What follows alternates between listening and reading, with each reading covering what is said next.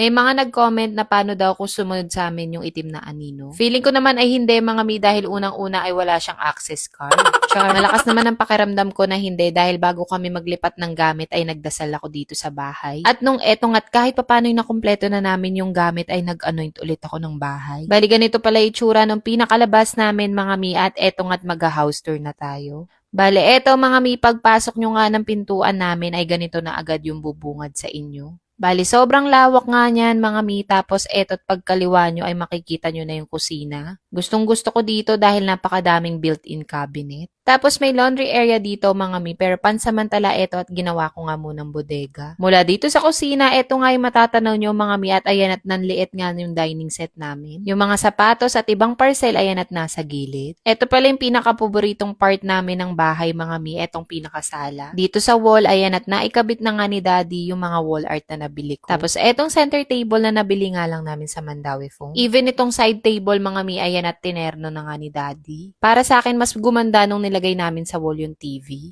Tara mga mi, pasok naman tayo dito sa pinaka-CR. Ang pinaka-gusto ko dito maaliwalas dahil nakita nyo naman na gray nga yung pinaka-tiles. Tapos mas okay dahil may divider na nga na glass. Gustong gusto ko mga mi kapag nga nakapatay yung ilaw tapos yung lamp lang yung nakasindi. Ang lakas kasi maka-cozy ng vibe mga mi, yung tipong parang relax na relax lang. At dahil one bedroom nga to mga mi, eto at papakita ko din sa inyo yung pinaka-room namin. Wala pa ako nalalagay na kortina dyan tapos yung kama namin ay eto pa ding airbed. Ang tagal na nga din nun sa amin mga mi at napakatibay. Dito naman sa pinaka-balcony namin mga mi, ayan at tanaw na tanaw nga namin yung swimming pool. Tapos kapag kagabi ayan at ang ganda ng ilaw. Tapos mga mi, eto at pinatanggal ko na din kay daddy yung pinaka-plastic ng TV. O diba nakakatuwa palang tignan kapag ka nga nag-unboxing ng ganito. Simula sa araw na to, sana mas maging maayos na ang pamumuhay namin sa bahay na to at mas maraming blessing ang pumasok. Thank you so much for watching mga mi. Follow for more.